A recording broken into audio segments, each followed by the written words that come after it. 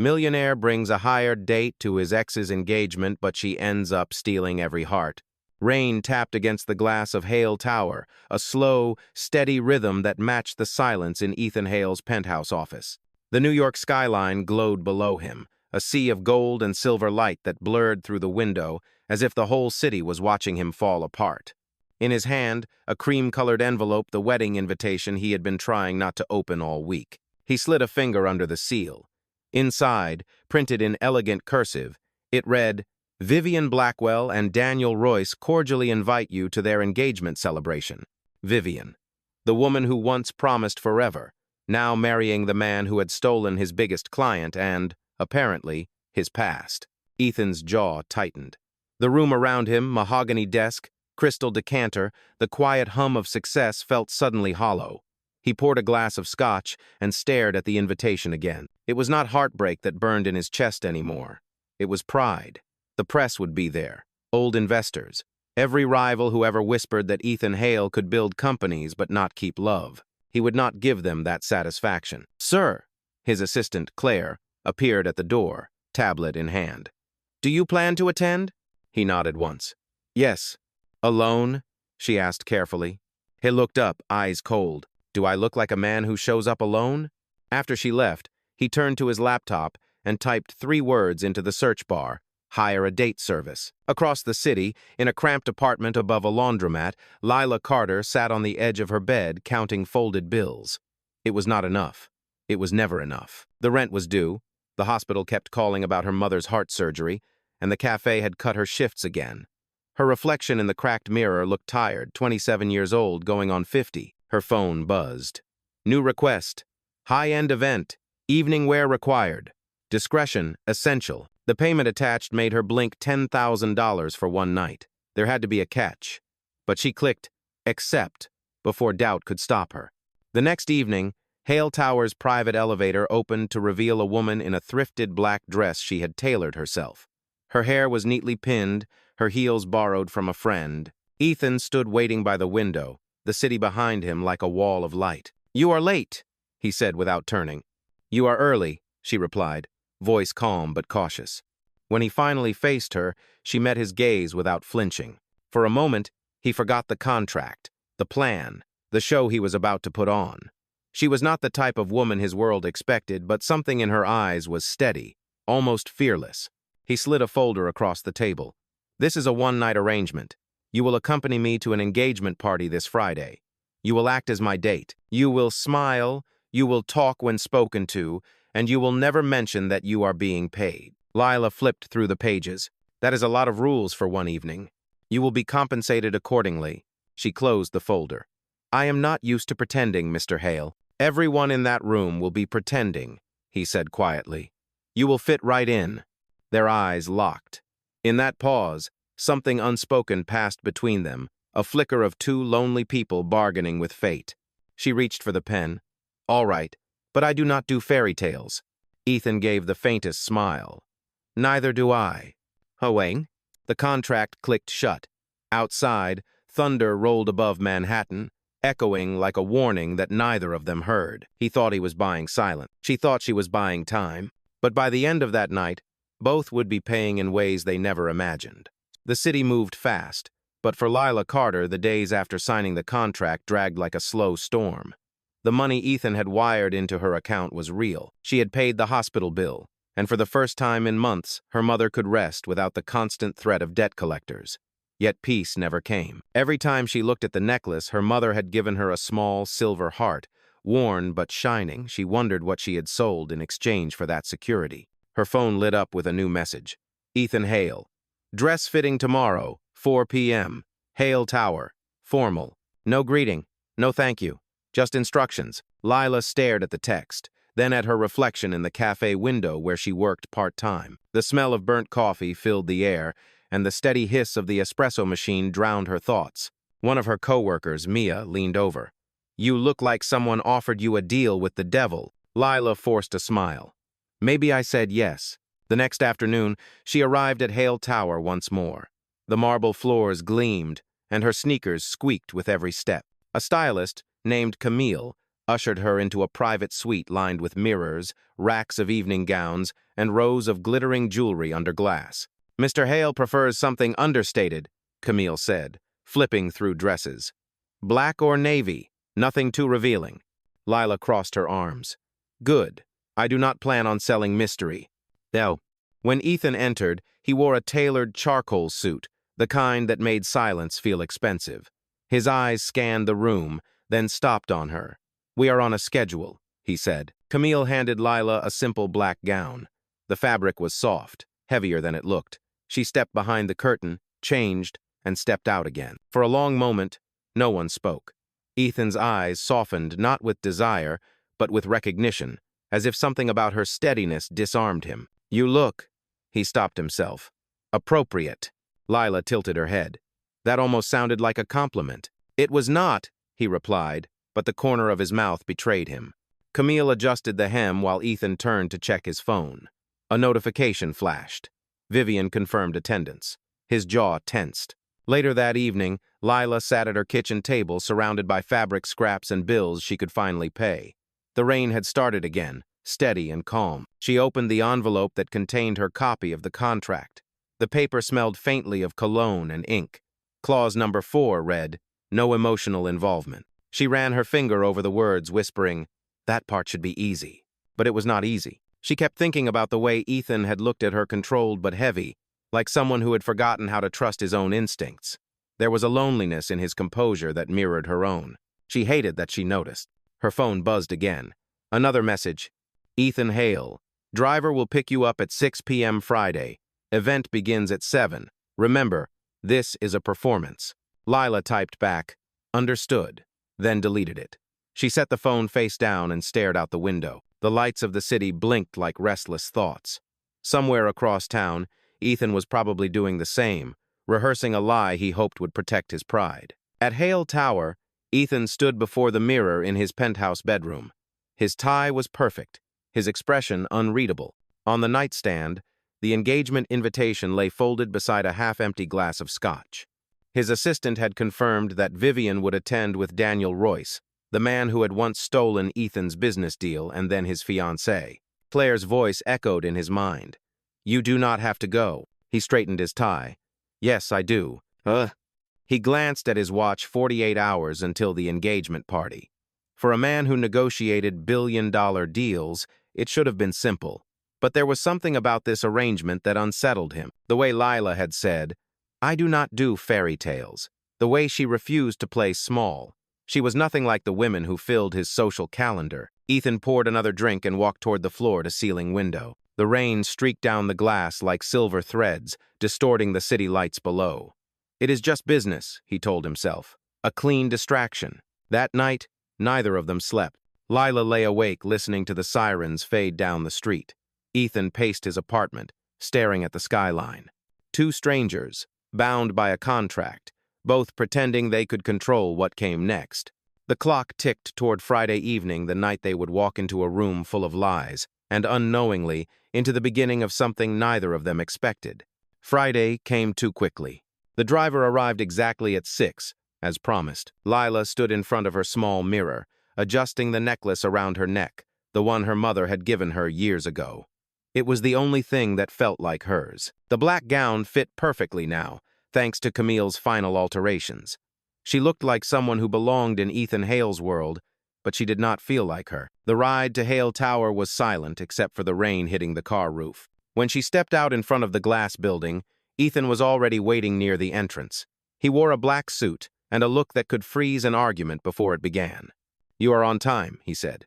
"I did not think you would tolerate anything else," she replied. He nodded once, approving but unsmiling. Inside the lobby, his assistant Claire greeted them with a professional smile. "The event starts at 7. Mr. Hale, I have reviewed your talking points. And Miss Carter, your seat placement has been arranged." Lila caught the edge of tension between them. Claire looked at her the way a bodyguard watches for trouble. Lila simply smiled. "Do not worry. I know my lines." Claire handed Ethan a slim envelope. "Everything is in order." And Mr. Hale Vivian Royce confirmed attendance. Ethan's jaw tightened. "I know." In the elevator, the air felt thick. Mirrors surrounded them, reflecting two people who looked like perfection but carried silence like armor. Lila finally broke it. "Do you ever get tired of pretending?" Ethan did not look at her. "Pretending is a skill, not a flaw." "Maybe, but it must be exhausting." He turned then, his eyes sharp. "You agreed to play a part, Miss Carter. Do not confuse it with confession." Her lips curved slightly. "Maybe I am just better at honesty." "Oh." The elevator dinged. The doors opened to the top floor, a private suite transformed into a rehearsal lounge. A table of champagne flutes waited near the window. Ethan handed her a folded document. "These are the final terms of our arrangement." She raised a brow. "More rules?" "Clarifications." He listed them one by one, his voice even, almost mechanical. "First, you will stay by my side through the entire event. Second, you will not answer personal questions about our relationship. Third, physical contact is limited to what appears natural. Fourth, you will maintain discretion after the event concludes." Lila listened, expression unreadable. "And the fifth?" He hesitated, then said quietly, "Do not get emotionally involved." She looked at him for a long second, then nodded. "That should be easy for both of us." He watched her sign her initials at the bottom of each page. Her handwriting was careful, deliberate, as if she knew this paper was a wall she needed to build for her own protection. When she was done, she closed the pen with a soft click. "Happy now?" she asked. Ethan gathered the papers. "Satisfied." "Same thing," she said, walking past him toward the window. The city stretched below them, endless and glittering. She could see the reflection of his face beside hers in the glass, two silhouettes against the skyline, both pretending control, while something unspoken shifted beneath the surface. At 7 sharp, Claire returned with the event details. "Car will be ready at 8. You will make your entrance after Mr. and Mrs. Royce are introduced." Lila frowned. "Mrs. Royce?" Ethan's voice was flat. "Vivian kept her maiden name for business. And you kept your anger for pride," she murmured. He glanced at her sharply, but she did not look away. "You do not know me," he said. "I know the look of someone who wants to prove he has moved on," she replied. "That look always hides something deeper." Ethan turned toward the window again. For a moment, he almost said something honest, but the words died on his tongue. Instead, he said, "The car will be downstairs at 8. Wear the necklace. It works." Lila touched the small heart pendant. "It is not for the show. It is for me." Back in her apartment later that night, she folded the duplicate contract and placed it carefully inside a worn box beneath her bed. The rain outside had stopped, but thunder still lingered in the distance. She sat by the window, watching taxis trail ribbons of light along the wet streets. She thought about Ethan's voice when he said, "Do not get emotionally involved." He said it like a man giving an order to himself. Somewhere across the city, he was probably rehearsing the same command. The deal was clear. The boundaries were written, but rules had never stopped feelings from forming, and hearts had never cared about contract. The night of the engagement party was coming, and neither of them knew that every clause they had signed would soon break one by one. The night of the engagement party arrived with a sky as clear as glass and air that tasted like champagne. The hotel ballroom shimmered with gold light, 100 candles flickering against mirrored walls. Strings played somewhere in the distance, and the hum of expensive laughter filled the air.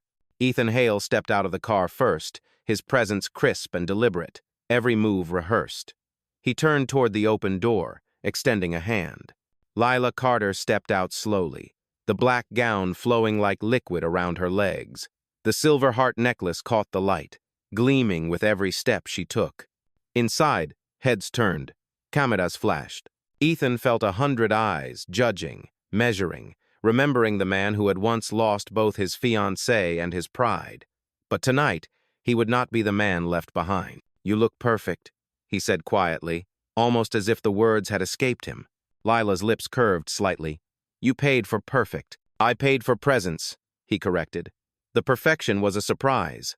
He offered his arm. She took it. Together they crossed the marble floor, the picture of calm elegance. Across the room, Vivian Royce noticed them instantly. Her gown was emerald green, her smile practiced and sharp. She whispered something to the man beside her, Daniel Royce, and they both turned. Vivian's gaze lingered on Ethan a second too long, then shifted to Lila with polite disdain. "Well," Vivian said as they approached, "Ethan Hale finally learned to move on." Ethan smiled coolly. "You taught me the importance of moving quickly." Vivian laughed. the sound too smooth to be kind. "And who is this lovely woman?" Before Ethan could answer, Lila stepped forward and extended her hand. "Lila Carter, I am delighted to meet you." Vivian accepted the handshake, her eyes flicking to the simple silver necklace, the unbranded gown. "You are not from this circle, are you?" Lila's tone stayed even. "No, but circles change when you step inside them." A few nearby guests chuckled. Ethan hid his smile behind his glass of champagne. Daniel interrupted, eager to shift the mood. "Ethan, good to see you. I hear your company is doing well." Ethan's gaze hardened. "It is. Competition keeps us sharp." The tension crackled between them like static, but Lila placed a hand lightly on Ethan's arm, a simple touch, yet grounding. Her warmth steadied him. Later, as speeches began, Lila stood beside him near the edge of the ballroom. She watched the crystal chandelier sway gently above the crowd and whispered, "Everyone here looks happy." Ethan glanced at her. Happiness is easy to rent, harder to keep. She turned her head slightly. "That sounds personal." "It is business," he said. She smiled faintly. "If you say so." When the lights dimmed for the toast, Lila slipped away for a moment to catch her breath. The women's lounge was quiet, filled with the scent of lilies and perfume. She looked at herself in the mirror. Beneath the makeup, the jewelry, and the posture she had practiced, she still saw the same woman who counted tips at the cafe. A soft voice spoke behind her. "He will not marry you, you know." Lila turned. Vivian stood by the doorway, a small smile playing on her lips. "This is not real," Vivian said, stepping closer. "Ethan is performing for an audience, and you are his prop. You will disappear the moment the music stops." Lila met her gaze. "Maybe, but even props can steal the scene if the story is good enough." Vivian's smile vanished. "Careful, darling. You do not know how this world works." "Neither did you once," Lila replied, walking past her. "But you learned by pretending too." Back at the ballroom entrance, Ethan waited. When Lila returned, he noticed the slight tremor in her hand. "Everything all right?" he asked. She nodded. "Fine. Just the air in there." He leaned closer, lowering his voice. "You handled her, did you not?" Her eyes widened. "You knew she would come after me." "I knew she could not resist testing anyone who threatens her spotlight." The orchestra began playing again. Ethan held out his hand. "Dance with me." Lila hesitated. That was not in the contract. He smiled faintly. Neither was surviving tonight with dignity. She placed her hand in his. The first notes of a slow waltz echoed through the hall. They moved together effortlessly, each step cautious at first, then easier. Cameras flashed. People whispered. Yet for a moment, the noise faded. Lila whispered, "You are not what I expected." Ethan looked at her. "Neither are you." When the song ended, applause rippled across the room. Vivian watched from a distance, her expression unreadable. The photographers caught the image Ethan Hale, the once heartbroken CEO, smiling beside the mysterious woman in black. Outside, the night pressed against the glass windows like dark velvet. Lila felt her heartbeat steady again as she looked up at Ethan. He was watching her, not with the cold precision of a man protecting his image, but with something quieter, something almost real. The party was not over, but something had already shifted between them. The act had begun to feel less like performance and more like possibility. After the final toast, the ballroom turned into a whirl of chatter and clinking glasses. The engagement cake had been cut, the photographers moved like shadows, and the air shimmered with polite jealousy. Ethan Hale stood beside Lila near the balcony doors, watching the crowd that had once been his world. Every handshake felt like a negotiation, every compliment a disguised curiosity. Lila's fingers brushed his sleeve. "You can stop pretending to enjoy this," she murmured. He glanced at her. "I am not pretending. I am surviving." "That is worse," she said softly. He almost smiled. Almost. A waiter passed with champagne. Lila took a glass but did not drink. She kept scanning the room, sensing undercurrents of tension. Across the floor, Vivian glided through the guests like a queen, her laughter cutting through the music. Every now and then, her eyes flicked toward Ethan and Lila, sharp, assessing, angry. "She looks ready to start a war," Lila whispered. "She always has been at her best when destroying something," Ethan replied. Vivian finally approached again, this time dragging Daniel with her. "Ethan, you have not congratulated us properly," she said, voice sugary but tight. Ethan raised his glass. "Congratulations, Vivian. You always did get what you wanted." Her smile did not reach her eyes. "And you, Mr. Hale, always made losing look elegant. Daniel cleared his throat, uncomfortable. Business aside, Ethan, no hard feelings. Of course not, Ethan said, smooth as glass. I never mix business and emotion. Lila's hand found his arm again, a gentle warning not to take the bait. Ethan exhaled and turned to her. Shall we get some air? They stepped onto the balcony. The city spread out below, restless and bright. The hum of conversation faded behind them. Lila leaned against the railing, her breath visible in the cool night air. You handled that well, she said. Ethan's jaw tightened. I wanted to humiliate her. That is what pride wanted. But you, he paused. You reminded me it was not worth it. I did not say anything. You did not have to. He turned toward her, the reflection of the city lights flickering in his eyes. Why do you care? Lila looked away. Because you are paying me to keep you from looking like a fool. Consider it part of the job. That is not an answer, he said quietly. Silence fell between them. The sound of laughter drifted through the open doors, soft and distant. Ethan reached into his pocket and handed her a folded handkerchief. Your necklace chain is twisted. She frowned, fingers moving to her neck. He stepped closer, his hands steady as he fixed it. The warmth of his touch startled her. For a moment, the noise of the world faded completely. When he finished, he said, Better. She nodded. Thank you. They stood there longer than they should have, both pretending to admire the skyline, both aware that something invisible had changed. Inside, the orchestra began another song. Claire appeared at the doorway. Mr. Hale, the press is asking for a photo. They want one of you two together. Ethan hesitated. Tell them to wait. Lila straightened her shoulders. No, let them have it. That is what they came for. She took his hand and led him back inside. The camera flashes burst like fireworks.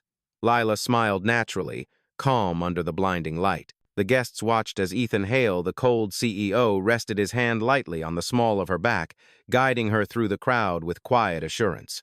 From a corner, Vivian's expression darkened. She leaned toward a journalist she knew. You see that woman? She is not who she says she is. The journalist raised a brow, intrigued. By the time the event ended, the rumors had already started circulating. Who was the woman with Ethan Hale? Where did she come from? Was she his new partner or another transaction in disguise? In the car ride home, Lila broke the silence. You know she will not let it go. I know, Ethan replied. She will dig until she finds a way to embarrass you. Let her try. And if she drags me down with it? He turned to her then, voice lower. I will not let that happen. The sincerity in his tone surprised even him. Lila studied his face for a moment, unsure what to make of it. As the city lights slid past the car windows, she whispered, You said this was business. It still is, he said. Then why does it not feel like it anymore? He had no answer. When the car pulled up to her apartment, Ethan stepped out first and opened her door. Thank you for tonight, he said. You were exceptional. Lila smiled faintly. You make it sound like a performance review. Maybe it was, he said. And you passed. She stepped back, looking up at him. Try not to overthink what happened tonight. He almost laughed. That would require me to stop thinking about it. She hesitated, then said softly, Good night, Mr. Hale. Good night, Miss Carter. As she walked up the stairs, she felt his eyes on her until the door closed behind her. Ethan stood by the car for a moment, watching the rain begin to fall again. He could not explain why he stayed there, or why her voice kept echoing in his head. Inside the apartment, Lila removed the necklace and placed it on the table. The silver heart glimmered under the low light. She told herself this was just a job, a single night, a closed contract. But deep down, she already knew that the part she was playing had started to feel dangerously real. The next morning arrived gray and quiet. New York looked softer under the mist, but Ethan Hale felt anything but calm. He sat at the edge of his bed, still in last night's shirt, staring at the phone on his nightstand. His assistant had already called twice. There were headlines waiting for him, messages from investors, and an unread article titled, Ethan Hale's Mysterious Date Steals the Spotlight. He opened it. The photos filled the screen. Lila on the balcony, her hand on his arm, the way she had looked up at him during the dance. Every caption read the same. Who is she? Where did she come from? Ethan set the phone down. His first instinct was control, damage control. But then, something in him hesitated. For once, he did not feel ashamed of what the world saw. For once, The story did not hurt him. Still, he knew Vivian. She would not forgive being overshadowed on her own night. He picked up his phone and called Claire. "Find out what she is planning," he said. Claire sighed. "Already ahead of you? Someone leaked your guest's name to a gossip page. They are digging through employment records." Ethan's voice hardened. "Shut it down." I will try, but the internet is faster than discretion," Claire replied. "Should I call Miss Carter?" He paused. "No, I will handle it myself." Across town, Lila was back at the cafe, wearing her work apron and pretending everything was normal. The smell of coffee grounds and cinnamon clung to her hair. A few customers glanced at her like they recognized her from somewhere. She smiled politely, though her stomach twisted. Mia, her co-worker, slid her phone across the counter. "Is that you?" Lila looked down. The screen showed a tabloid article, her picture beside Ethan, under a headline that made her heart drop. "From waitress to billionaire's mystery woman." Her breath caught. "They found out," Mia whispered. "Is it true? Are you dating him?" Lila shook her head. "It is not what it looks like." "Then what is it?" Lila hesitated, then said quietly, "It is complicated." By noon, 3 reporters had already visited the cafe asking questions. Lila left through the back door, pulling up her coat collar to hide her face. Her phone buzzed. It was Ethan. "Do not talk to anyone," he said the moment she answered. "Come to my office, now." "Ethan, I cannot just leave work." "Lila, please." His voice was sharp, but underneath it was something close to worry. An hour later, she stood in front of Hale Tower again. Security let her in immediately. When she stepped into his office, Ethan was pacing, phone in hand. "Vivian did this," he said. "She tipped the media. She wants to embarrass me." Lila crossed her arms. "And me." He looked up. "I will fix it." "You cannot fix gossip," she said quietly. "It spreads faster than truth." He moved closer, his tone softening. "I should have protected you better." She met his eyes. "You could not have predicted this." "Maybe I could have," he said, "if I had not been so focused on proving something to her." Lila exhaled. "So what now?" "We wait for the storm to pass," he said. "And if it does not?" "Then I take the blame. You stay out of it." She stared at him for a moment. "You think I need saving, but I do not. I just need honesty." For a long time, neither spoke. Then Ethan said, "I do not know how to be honest anymore." "Oh." The words hung in the air like a confession he had been holding for years. Lila took a step closer. "Then start small. Tell me why you hired me. The real reason." He looked down, hands in his pockets. "Because I wanted to hurt Vivian. Because I was tired of feeling small in a world I built. Because I thought control would fill the emptiness she left." Lila's expression softened. "It never does." He nodded slowly. "No, it never does." The silence between them was heavy but strangely peaceful. Ethan looked at her again, seeing her differently now, not as the woman he paid to play a part, but as someone who understood pain without decoration. He gestured to the window. "You could walk away from this, you know. It would be easier." "I could," she said, "but I will not." "Why?"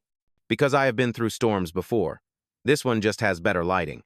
A small laugh escaped him, quiet, genuine. It was the first time she had heard him sound human. That night, Lila returned to her apartment exhausted. She turned off her phone, closed the blinds, and finally allowed herself to cry. Not because of shame, but because she realized how much she cared about something that was never supposed to be real. Meanwhile, Ethan sat in his office long after everyone had left. The city pulsed outside the window, alive and indifferent. He poured a glass of scotch but did not drink it. On his desk lay the contract. They had both signed 4 pages of rules that suddenly felt meaningless. He picked up the final page, the clause that read "no emotional involvement," and tore it cleanly in half. The storm had already begun, but for the first time, Ethan Hale was not afraid of being caught in the rain. By the next morning, the story had exploded. Every news outlet carried the same photograph of Ethan Hale and Lila Carter leaving the engagement party hand in hand. The headlines were cruel. CEO falls for hired companion, the billionaire and the waitress. Comment sections filled with speculation, judgment, and laughter. At Hale Tower, Claire entered Ethan's office holding a folder. "The board wants a statement," she said. "Investors are nervous. The stock is already dropping." Ethan rubbed his temples. "They think I am distracted. They think you are reckless," Claire replied carefully. "Vivian's team is feeding the story." She leaked that Lila used to work at the cafe near your old headquarters. Ethan's jaw tightened. Of course she did. What should we tell the press? Claire asked. He looked out at the skyline, the city blurred by rain. Tell them nothing. I will speak for myself. Across town, Lila's apartment door rattled under the sound of knocking. She opened it to find 2 reporters with microphones. Miss Carter, did you really pose as Mr. Hale's girlfriend for money? Is the relationship real? She froze. Please leave. They followed her down the hall with cameras. Do you love him? One of them shouted. She turned sharply. No comment. By the time she reached the street, her hands were shaking. She ducked into an alley and pulled out her phone. Ethan's number flashed on the screen. She hesitated, then answered. I am sorry, he said immediately. This should never have reached you. It already has, she whispered. They are outside my building. They know where I live. I will send security. No, she said. That will only make it worse. People will think I am exactly what they say I am. For a moment, neither spoke. Then Lila said quietly, You should end it. Tell them it was fake. Save your company. Ethan's voice was low, steady. And what does that make you? Free, she said. It makes you a target. I will not do that. That afternoon, an emergency board meeting filled the conference room with tension. One of the senior directors pointed to the screen displaying the news articles. This scandal is bleeding into our partnerships. You have 48 hours to release a clarification, Ethan. If you do not, we will recommend suspension.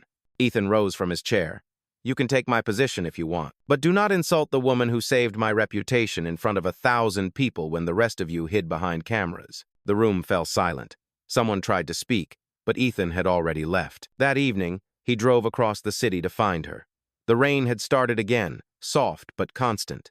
Lila was sitting on the steps outside the cafe, her coat pulled tight around her. She looked up as he approached. You should not be here, she said. I needed to see you. Ethan, this is not safe for either of us. I do not care, he said. I have spent my life hiding behind control.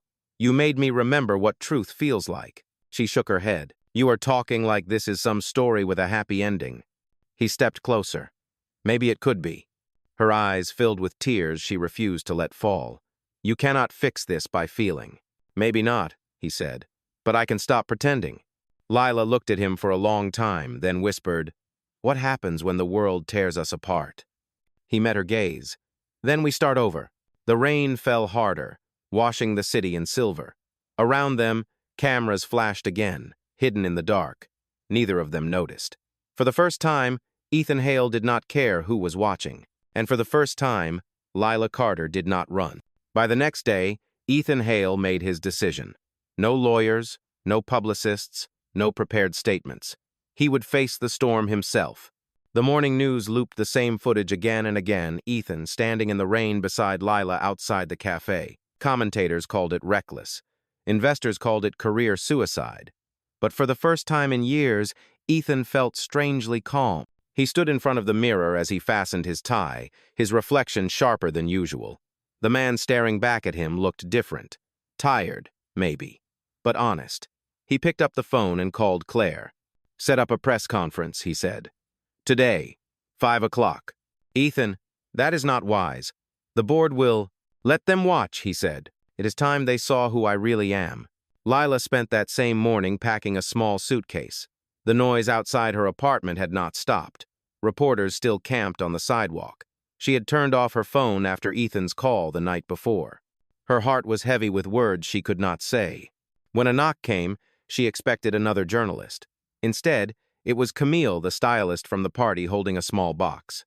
Mr. Hale asked me to give you this, Camille said softly. He said it was yours. Inside the box was the silver heart necklace. It had been polished, the chain repaired where it had once been twisted. Beneath it lay a small card written in Ethan's handwriting. For the woman who reminded me what truth looks like. Lila closed the box. She whispered, What is he doing? Camille hesitated. He is about to tell the world. At 5 o'clock sharp, cameras filled the Hale Tower atrium. Reporters murmured as Ethan stepped up to the microphone. No script, no teleprompter, just him. He began quietly. For those who have followed the recent headlines, let me save you some time. Yes, I hired Lila Carter to accompany me to an event. That part is true. What I did not expect was to find honesty in a place built on performance. Flashes went off. He continued, I have been a man defined by control of image, of reputation, of outcomes. But control is not the same as strength, and it took a woman who had nothing to lose to show me that. He paused, looking straight into the cameras. She did not use me. She helped me remember what integrity feels like. If my company loses investors for that, then so be it. I will rebuild it on truth. The room was silent. Some reporters lowered their cameras, unsure how to frame sincerity. Across town, Lila watched the broadcast on a small television inside the cafe. The entire place had gone quiet. Even Mia stopped wiping the counter. When Ethan finished his speech, applause broke through the feed, hesitant at first, then louder. Lila felt her throat tighten. The anchor's voice followed. That was Ethan Hale, addressing the controversy surrounding his personal life. His statement marks a rare display of vulnerability from one of New York's most guarded executives. Lila switched off the television. Her hands trembled, but not from fear. She slipped the necklace back around her neck. The metal felt cool against her skin, grounding her. For the first time in weeks, the noise outside her window no longer mattered. That night, the city lights reflected off the wet streets like stars that had fallen to earth. On the giant screen in Times Square, Ethan's image played on repeat, his voice steady, his eyes unflinching. He had chosen truth over pride. And somewhere in a quiet corner of the city, a woman who had once been paid to pretend finally believed that something real could come from a lie. A year passed. The scandal faded, the headlines moved on, and the city learned to forget what had once consumed it. But some stories did not end in silence. They transformed quietly, away from cameras and noise. On a quiet morning in Brooklyn, a small cafe stood on the corner of a sunlit street.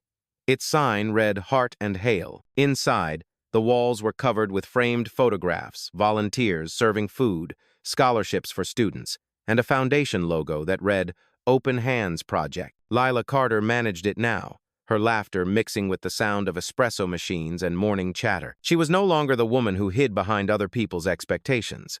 The cafe was more than a business. It was a community space funded by the charity Ethan Hale had created after stepping down from the board. His company had survived, rebuilt from the ground up, smaller but stronger, just like him. A bell rang above the door. Lila looked up from the counter and froze for a heartbeat. Ethan stood there, dressed simply in a gray sweater and jeans. No security, no spotlight, just him. You are early, she said, smiling. You always said I was late to everything that mattered, he replied. He glanced around the cafe, the sunlight catching the silver heart necklace resting at her collarbone. You kept it, he said softly. It keeps me honest, she answered. He nodded, reaching into his pocket. I have something for you. He placed a small velvet box on the counter. Inside was a ring, delicate, gold, timeless. I know this is where we met again, he said. Not as the man who paid you, but as the one who finally learned what love costs. Lila's eyes glistened. And what is the price? Everything I used to think mattered, he said, and none of the things that do not. She laughed through the tears. You always did have a way with words. Maybe, he said, but this time I am not performing. He took her hand gently, his voice steady. No contracts, no rules, just us. She nodded, unable to speak. Outside, the morning light spilled through the windows, painting gold across the floor. The cafe grew quiet for a moment, as if the city itself paused to listen. Lila whispered, From fake to forever. Ethan smiled. Exactly. And when she said yes, the world outside kept moving, cars passing, people talking, but inside that little cafe, time stood still. Because for once, love did not need to be earned, hidden, or bought. It only needed to be real. Thank you so much for watching until the end of this story. If it touched your heart or made you believe in love again, please take a moment to subscribe. It is quick, free, and it helps us keep creating meaningful stories like this one. Your support truly keeps this channel alive and growing. Before you go, tell us where are you watching from. Drop your city or country in the comments below so we know where our stories are reaching hearts around the world. Once again, thank you for being part of this journey. Stay kind, stay hopeful, and we will see you in the next story.